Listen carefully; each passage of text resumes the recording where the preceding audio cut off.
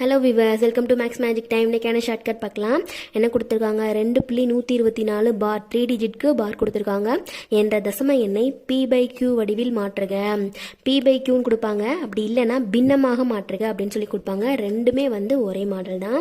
என்ன பண்ணணும், நம்ம இதுக்கு முன்னாடி ஒரு சம் பார்த்தோம். அதில் 2 டிஜிட்க்கு பார் கொடுத்துருந்தாங்க. அதை எப்படி ஷார்ட்கட்டில் போடலான்னு சொல்லி பார்த்தோம். இங்கே 3 டிஜிட்க்கு பார் கொடுத்துருக்காங்க. இப்போ இதை பார்க்கலாம். ஃபஸ்ட்டு ஸ்டெப்பு நம்ம என்ன பண்ணணும் அப்படின்னா, இந்த புள்ளி இருக்கு இல்லையா, அந்த புள்ளியையும் மேலே உள்ள பாரையும் ரிமூவ் பண்ணிவிட்டு இந்த நம்பரை நம்ம அப்படியே எழுதிக்கிறணும். இது ஃபஸ்ட்டு ஸ்டெப்பு.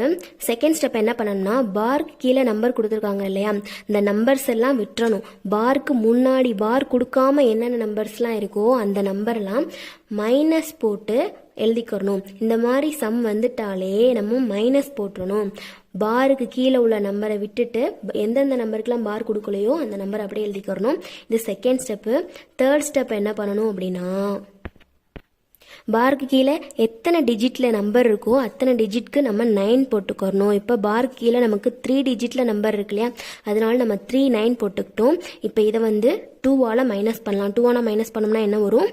21 22 அப்படின்னு சொல்லி வருமா? 2122 அப்படின்னு சொல்லி வரும். இந்த 3 டிஜிட் 9 அப்படியே எழுதிக்கிறலாம்.